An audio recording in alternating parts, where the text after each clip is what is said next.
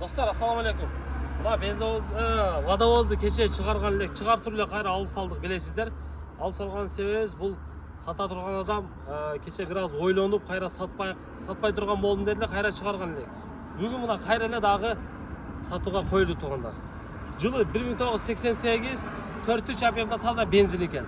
5,5 tonna turganlar. Hazırki uçurda dayar işke. Sırası sudu kıyasızlar işti kılasızlar dostlar. Bol degende bir 3.000 4.000 kununu işlese bolup da yürüyüş turusu teknik havalı öte jakşı. Kelemeyecektir abi. Ana, buna dokumenti de atak. Atınızlarga sırası ötkör verir. Problema yok. Balonlar öte jakşı oldu bu. Köpkeçe jeti dağışı.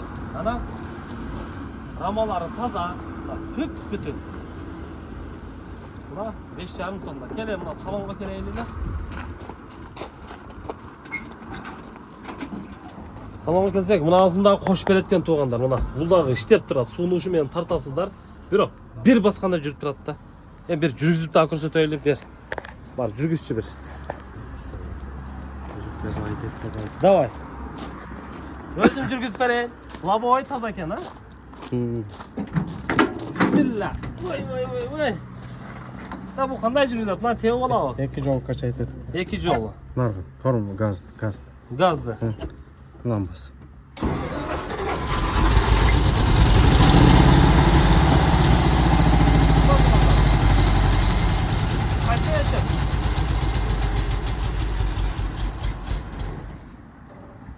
İşte.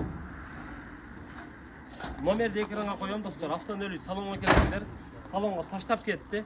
Ушул жерден көрөсүздөр. Мына 350 миңге коюлду. Дагы бир аз содалашуу жолдор бар. Даяр туугандар. Мына фараларга чейин полный жандырып коюптур. Бүт жагы иштейт.